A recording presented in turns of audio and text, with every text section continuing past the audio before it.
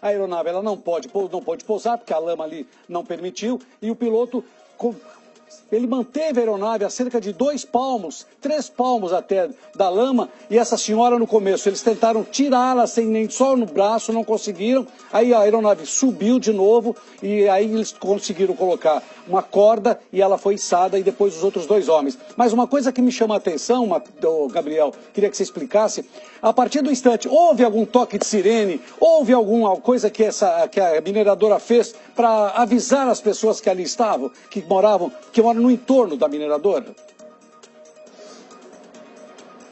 Vou te falar sobre as duas coisas, Lombardi. Primeiro, quem estava aí comandando as operações desse helicóptero, pilotando a aeronave, era a Major Carla. Ela já tem anos de experiência, é uma piloto que está focada nesse tipo de resgate. Vocês estavam comentando sobre essa aeronave, ela não existe em outros estados brasileiros, mas nós mineiros, por sorte, contamos com esse equipamento e também com a destreza da Major, que conseguiu realizar essa verdadeira operação de resgate, muito dramática, mas com plenitude de sucesso, Lombardi. Agora, sobre a sirene. Mais uma vez eu vou, infelizmente, fazer esse comparativo com o que aconteceu em 2015 aqui do nosso estado. Na época, já estava prevista a existência de sirenes que pudessem avisar a população sobre o risco iminente da barragem se romper, mas naquela época não houve esse toque avisando a população. Agora, a gente já tentou entrar em contato com pessoas que moram naquela região, mas nós não conseguimos conversar com essas pessoas, justamente porque todas elas estão nesse momento de desespero, tentando fugir do local, mas sem saber para onde ir, já que tudo foi cercado por essa lama. Agora, as poucas pessoas que a gente conseguiu ter contato, que são pessoas que estão lá tentando auxiliar nesse trabalho de resgate, essas, Lombardi, disseram que não ouviram nenhum tipo de aviso sonoro alertando a população para que ela deixasse esse espaço. Nas imagens aéreas feitas mais de longe, a gente consegue ter uma dimensão exata da proporção dessa tragédia. Não foi um simples pedaço ou uma tóxica dessa acabou tomando conta de todo esse vilarejo que fica próximo à empresa, interditou pontes, interditou rodovias, então é muito difícil a gente conseguir ter acesso a essas informações agora, porque as estradas elas estão bloqueadas naquele trecho, tem muita gente tentando ir para lá para ajudar nesse trabalho de resgate, mas também muita gente tentando deixar a região preocupado com o que ainda possa acontecer, porque, mais uma vez lembrando o passado, a gente sabe que essa lama aí, se ela realmente for de rejeitos de minério das usinas aqui da região, elas contêm componentes tóxicos. Da outra vez que isso aconteceu, diversas toneladas de peixes acabaram morrendo em decorrência disso. Muitas famílias de pescadores da região acabaram sendo prejudicados. A gente está vendo aí que o rio Paraopeba, que é o que corta essa região, acabou quase que dobrando de volume depois que os rejeitos atingiram o leito do rio. Pessoas estão sendo retiradas das casas que ficam ali em volta. Então, as informações, Lombardi, Matheus e público do Balanço Geral, elas vão chegando à medida em que esses trabalhos vão sendo realizados por aqui. Olha, o contato é muito difícil, o acesso à área é muito difícil. A gente vê na imagem aérea feita pelo helicóptero da Record TV o estado em que ficou. E a gente percebe que os nossos repórteres, os nossos links, assim, a gente está com um pouco de dificuldade por conta da região. Mas a gente tem essas imagens feitas pelo helicóptero da Record TV em Minas Gerais que mostram a dimensão da lama, a dimensão que essa lama percorreu. E essa barragem que acabou de se romper, ela está entre as 50 barragens do Brasil sem garantia de estabilidade. Ou seja, é uma informação muito, mas muito preocupante. A gente está recebendo aqui mensagens de telespectadores e nas redes sociais as pessoas estão comentando. Tem uma pessoa que escreveu aqui, ó, a ponte de Brumadinho está bloqueada. Falaram que não houve muitas vítimas. Estou chegando agora. Não achei que isso um dia iria acontecer em Brumadinho. Foi uma pessoa que vive lá, escreveu isso. Tem uma outra aqui, ó. A gente acabou de receber essa imagem aqui, ó. Acabamos de receber um áudio terrível do meu tio, contando que houve rompimento de uma barragem em Brumadinho agora há pouco. Vários amigos dele estão mortos. Era para ele estar entre eles. Mas no começo do ano ele ficou arrasado com a notícia de que seria transferido de novo para lá. Mais uma mensagem aqui, ó, da Laura. Tenho 2 primos que moram em Brumadinho. falaram que foi pior que em Mariana e que muita gente morreu. Então a gente vai estar trazendo muitas mensagens das pessoas que estão escrevendo nas redes sociais e compartilhando aquilo que acaba de chegar para elas. Olha, mas as imagens que nós estamos mostrando aqui, da área toda devastada, dá exatamente uma dimensão da tragédia que é. Não tem como. Não tem como, não tem porquê. O que acontece é uma área muito baixa e que os rejeitos, a lama foi cobrindo tudo. Nós mostramos agora há pouco uma imagem que dá em dimensão maior, bem larga, de toda a situação, porque é uma parte baixa, olha, dá uma olhada, isso parece que é um terremoto que aconteceu. É impressionante isso. Por isso que eu fiquei preocupado em saber se não existia esse alerta, porque depois de Mariana, eu acho que tudo deveria ter sido feito para avisar as pessoas, porque parte, inclusive, da própria mineradora foi atingida, a parte administrativa foi atingida. A gente está recebendo aí essas imagens. Vale destacar que ainda não é possível apurar o tamanho desse desastre. Ainda não é possível. É de uma dimensão gigantesca, de proporções assim imensuráveis. Não é isso, Gabriel?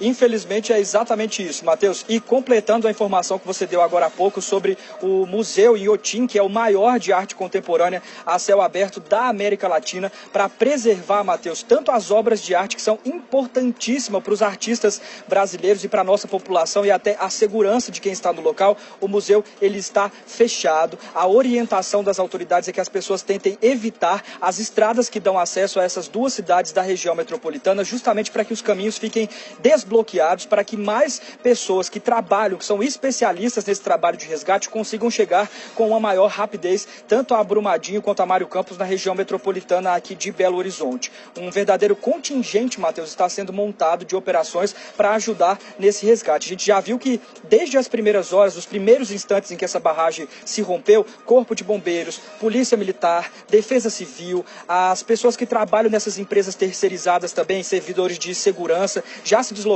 para aquela área para tentar trabalho, mas como o Lombardi bem disse, as imagens do helicóptero da Record TV comprovam, a extensão é muito grande, então a gente pode confirmar, Matheus, que pelo menos até segunda-feira esses trabalhos ainda vão estar sendo realizados por lá, desde um levantamento para avaliar toda a extensão desses danos na parte física, quantas pessoas foram atingidas, quantas casas foram atingidas, mas também um trabalho ambiental. Relembrando, como sempre, a última vez que isso aconteceu, os danos ambientais eles foram enormes, trouxeram prejuízos para famílias de diversas cidades, tanto da região, do estado aqui de Minas Gerais, quanto do Espírito Santo. Mas o pior, Matheus, é saber que esses danos eles não são apagados com a mesma facilidade que a nossa memória, infelizmente, é apagada, né? O meio ambiente vai acabar sentindo esses impactos, dessa triste imagem que a gente está vendo agora aí pelos próximos anos, né, Matheus?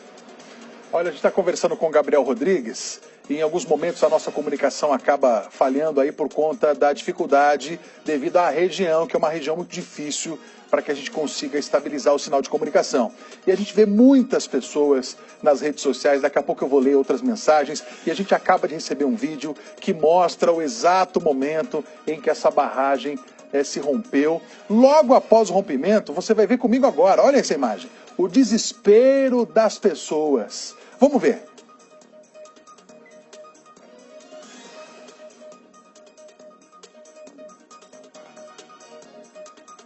Lá no condomínio. Olha aqui pra vocês verem. A barragem acabou de estourar em Feijão. Acabou com tudo, cara. Tudo. Restaurante. Todo mundo tava almoçando. Acabou com tudo. Olha pra você ver. Meu avô tá na beirada do rio. Acabou tudo, ó. Olha aí, galera. E aí, galera, ó. Acabou com tudo. Tudo. Tem nada mais, nada. Portaria. Nada. Não, mas agora se você arriscar aí, meu filho, conforme for, você vai junto. Enquanto aquilo ali não... O que se percebe é que quem está falando ali são os funcionários que estavam falando e que atingiu a parte administrativa, né? Atingiu o restaurante, atingiu a portaria, atingiu toda a parte administrativa. E aí a lama, simplesmente, os guerreiros foram para onde? foram para todas as comunidades próximas e foi embora. E ele levando tudo, levando o carro, levando o caminhão, levando uma série de o que vinha pela frente, né, Matheus? O Brasil inteiro acompanhando a gente vê aqui nas redes sociais várias pessoas escrevendo. Teve uma pessoa que escreveu aqui, ó, rompimento em Brumadinho, Defesa Civil orientou moradores dos bairros Canto do Rio, Pires, Amianto, São Torrado, Alberto Flores e Parque da Cachoeira a deixarem suas casas. A tendência é que os resíduos do rompimento sigam para o rio Parauapeba. Olha isso, olha a gravidade. Então você imagina a comunidade toda que depende do rio Parauapeba para o abastecimento, para a irrigação. Se esses rejeitos chegarem até lá, é outro desastre catastrófico ainda maior do que aconteceu em Mariana, meu Deus do céu. Sem dúvida nenhuma. E olha, pelas imagens que a gente está mostrando, imagens do nosso helicóptero, imagens das pessoas que mandaram, os que moram, que estavam trabalhando ali, dá uma demonstração da tragédia que é. É uma tragédia incrível. Agora, não se tem a dimensão do número de mortos e feridos. Eu não tenho nenhuma dúvida de que, infelizmente, vamos torcer e rezar para que não tenham vítimas fatais, mas do jeito da maneira como a gente está percebendo e vendo as imagens, está tudo coberto. A partir do instante que tudo se cobre, e aquele resgate dramático que nós acompanhamos aqui, com aquelas 3 pessoas que foram encontradas pelo helicóptero, está aí, ó, afundadas. Elas estavam as 3 na lama até o pescoço quando o helicóptero chegou aí, ó. A senhora que nós acompanhamos todo dia foi retirada agora, está com a perna quebrada, e depois os outros 2 homens também foram resgatados. Me preocupa porque essa é mais uma entre as mais de 50 barragens do Brasil. E essa está na lista, essa barragem que se rompeu, barragem 1, ela está na lista entre as barragens sem garantias de estabilização. Quer dizer, um horror. Me dá aqui o Gabriel Rodrigues novamente, porque ele tem outras informações direto de Minas Gerais. Gabriel. Matheus, só para a gente ter uma noção clara dessa tragédia que infelizmente já era anunciada, o Hospital João 23, que é a maior emergência pública aqui do estado de Minas Gerais, referência em politraumatismo e uma série de outros tipos de atendimento, acabou de fechar as portas da emergência.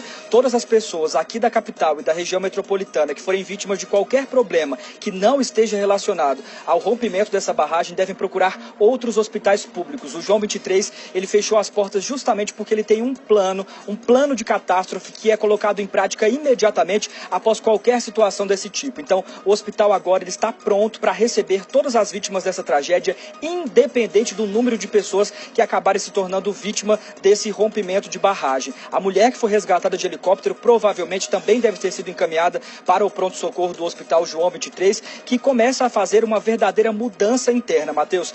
Pessoas que estão internadas em alguns leitos são transferidos para outros locais do hospital para que todo um andar fique disponível para o recebimento dessas vítimas. Então, se o Corpo de Bombeiros já comunicou ao hospital e o hospital já colocou em prática esse plano, a probabilidade de que existam vítimas graves nessa tragédia fica cada vez maior, Matheus. Um exemplo, a atitude emergencial e o plano de atendimento desse Hospital João 23, que é referência em politraumatismo, um dos maiores hospitais do Brasil, hospital público. Então a informação do Gabriel Rodrigues acaba de confirmar que uma das alas do hospital será usada somente para esse atendimento. A gente está tendo a cobertura completa para todo o Brasil. Eu vou pedir licença para você de casa por um minuto. Eu preciso trazer um recado agora do Gotino e eu já volto com a cobertura completa desse caso.